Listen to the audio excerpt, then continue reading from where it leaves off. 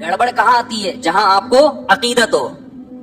عقیدت اس محبت کو کہتے ہیں جو کسی کی بزرگی کی وجہ سے ہو رہی ہو. یہاں لوگوں کی اصلاح بھی ہوتی ہے اور لوگ اس عقیدت میں گمراہ بھی ہوتے ہیں. کیونکہ جب آپ کو کسی سے عقیدت ہو گئی نا تو آپ کے دماغ میں کھوپڑی میں یہ بات آ جاتی ہے کہ اب یہ جو کہے گا صحیح کہے گا. جیسے پھونکوں والی سرکار, لوگوں کو عقیدت ہو گئی نا. اب لوگ یہ نہیں دیکھ رہے کہ پھونکوں والی سرکار نے اگر واقعی پھونک لگا کے اس لنگڑے کو سیدھا کر دیا ہے تو آغا خان ہاسپٹل میں کیوں نہیں بیٹھ جاتا بھائی؟ تو کامن سینس کی بات ہے نا بھائی. اتنے معذور آ رہے ہیں بائکوں سے گرنے والے, آپ ایک سلنڈر میں پھونک بھر کے دے دیں, ہم اسی سلنڈر سے لوگوں کو اسپرے کرتے رہیں گے, ٹانگیں صحیح ہوتی رہیں گی. کیا خیال ہے بھائی؟ لیکن عقیدت انسان کو اندھا کر دیتی ہے.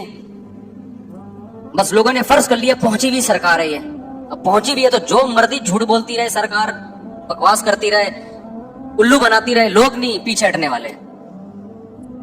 وہ آیا تھا نا کہ کوئی عراقی آیا تھا کچھ دن پہلے, وہ پھونکو لگا لگا کے بڑی اس کی تعریف ہے جی, پھونک لگاتا ہے تو یہ ہو جاتا ہے. میں نے کہا 2 نمبر آدمی ہے. کہہ رہے نہیں حضرت آپ کو کیا پتا. میں نے کہا بھائی کون سی کرامت کی قسم ہے؟ کرامت کا صدور کبھی کبھار کسی سے ہو جاتا ہے, وہ بھی بزرگ ہو. یہ تو آیا کرامت سینٹر کھولا ہوا ہے اس نے تو پورا, تو کرامت سینٹر کھول لیا اس نے بھائی پورا. تو اتنی کرامتیں تو قرآن میں اہل اللہ کی بیان نہیں ہوئی ہیں جی. ہر ایک کوئی ٹھیک کرتا جا رہا ہے اور جو مسئلہ ہو اس کا حل اس کے پاس موجود ہے. لیکن ہمارے بڑے بڑے لوگ متاثر تھے, اس کے بعد جب بھاگا ہے تو پتا چلا کہ یہ بھی ڈرامہ تھا. تو یہ عقیدت ہے انسان کو کیا کر دیتی ہے؟ اندھا. اللہ کرے بیوی کو شوہر سے عقیدت ہو جائے, کیا خیال ہے؟ یہ نہیں ہوتی, پتہ نہیں کیا مسئلہ ہے. محبت تو کرتی, عقیدت نہیں. عقیدت کا مطلب کہ بھائی بس محبت ہے, میرے بچوں کا باپ ہے, زیادہ بزرگ نہیں مانتی اس کو. کہ عقیدت میں پاگل ہو جائے کہ میرے بہت میاں بہت اچھے بچے کیا ہیں. بھائی محبت ہے مجھے, میرے بچوں کا باپ ہے, گیس بجلی کا بل دے دیتا ہے, بہت اچھا آدمی ہے. محبت ہے اس وجہ سے بیوہ نہیں ہونا چاہتی, طلاق بھی نہیں چاہتی. عقیدت نہیں ہوتی ہے. عقیدت کس سے ہوتی ہے؟ علماء سے, بزرگوں سے, مذہبی رہنماؤں سے.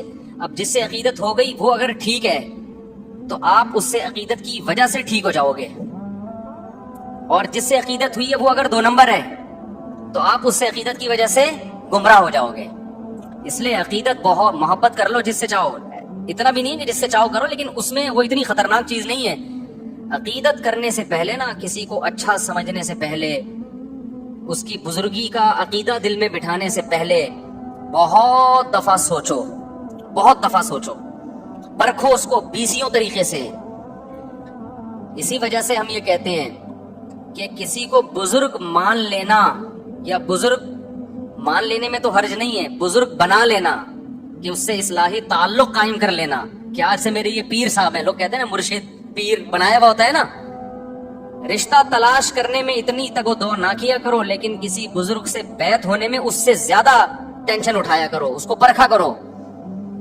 سمجھتے ہو کہ نہیں سمجھتے؟ لوگ بیعت ہوتے ہیں نا, فلاں بزرگ کے ہاتھ پہ بیعت ہو گیا, اس سے اصلاح لے رہا ہوں, یہ بہت مبارک عمل ہے, اس کے بڑے فائدے ہوتے ہیں. لیکن یہ جب مبارک عمل ہے جب جس کے ہاتھ پہ بیعت دے رہے ہو وہ 2 نمبر آدمی نہ ہو, وہ کیا ہو؟ وہ 1 نمبر. اس کے پاس علم بھی کامل ہو اور عمل بھی کامل ہو اور اصلاح کرنا بھی جانتا ہو اور سوسائٹی کا بھی علم ہو. 4 چیزیں اس زمانے میں کسی کو بزرگ بنانے کے لیے. 4 میں سے ایک شرط بھی مارکیٹ سے شارٹ ہوگی نا, وہ الٹا نقصان ہوگا آپ کو. میں پہلے مثال سے سمجھاتا ہوں, اصل ٹاپک کی طرف آ رہا ہوں, یہ بات بیچ میں آ گئی نا. دیکھو جب آپ کسی سے جسمانی علاج کراتے ہو, بزرگ کیا کہتے ہیں؟ جس سے روحانی علاج کرایا جائے. روحانی کا مطلب وہ جن چڑیل بھوت والا نہیں, وہ تو بزرگ ہوتے ہی نہیں ہے. اس کے لیے شرط ہے کہ بزرگ نہ ہو تو ہوگا وہ. روحانی کا مطلب یہ ہے کہ دل سے دنیا کی محبت نکل جائے, نیک اعمال کا شوق پیدا ہو جائے, گناہوں سے نفرت ہو جائے. کبھی گناہ اگر خدا نخواستہ ہو جائے تو توبہ کے بغیر سکون نہ ملے, صدقات و خیرات کا جذبہ پیدا ہو جائے, دولت کی محبت نکل جائے, شہرت کی محبت نکل جائے, دنیا کو مسافر خانہ سمجھنا شروع کر دے, جنت کی لالچ پیدا ہو جائے, جہنم کا خوف پیدا ہو جائے, سستی کاہلی جو عمل میں ہو رہی ہے وہ سستی چستی میں تبدیل ہو جائے. اس عمل کو روحانی علاج اور اصلاح کہا جاتا ہے شریعت کی روشنی میں. انسان کی زندگی کے 2 پہلو ہیں, ایک جسمانی اور ایک روحانی. جسمانی ڈاکٹر کہلاتے ہیں, روحانی ڈاکٹر بزرگ کہلاتے ہیں. سمجھ میں آ رہی ہے بات کہ نہیں آ رہی ہے؟ صحابہ کرام جسمانی علاج حکیم اور طبیب سے کرواتے تھے، روحانی علاج کے لیے اللہ نے کس کو بھیجا؟ محمد صلی اللہ علیہ وسلم کو۔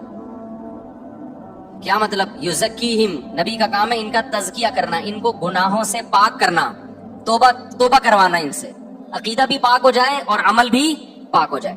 تو یہ روحانی، تو نبی کے بعد صحابہ روحانی معالج تھے، تابعین کے بعد تابعین، تبع تابعین کے لیے یہ سلسلہ سینہ بسینہ آج تک چلا رہے۔ یہ جو 4 سلسلے نا، نقش بندی، قادری، سہراوردی اور چشتی، یہ چاروں سلسلے اسی کی کڑی ہیں ایک، کہ باقاعدہ پھر اہل اللہ نے، اللہ والوں نے اس کو باقاعدہ ایک مرتب کیا، اس کو ایک نظام بنایا۔ جیسے فقہ پہلے بکھرا ہوا تھا نا، فقی مسائل، لیکن اس بکھرے ہوئے کام کو فقہاء نے سمیٹ کے 4 سلسلوں میں بند کر دیا، حنفی، مالکی، شافعی، حنبلی، چاروں برحق ہیں۔ تو ایسے ہی جو اصلاح امت کا کام تھا نا، جس کو تصوف نام دیا جاتا ہے، یہ روحانی علاج کہا جاتا ہے، یہ بھی بکھرا ہوا تھا۔ تو یہ 4 سلسلوں میں کیا ہو گیا؟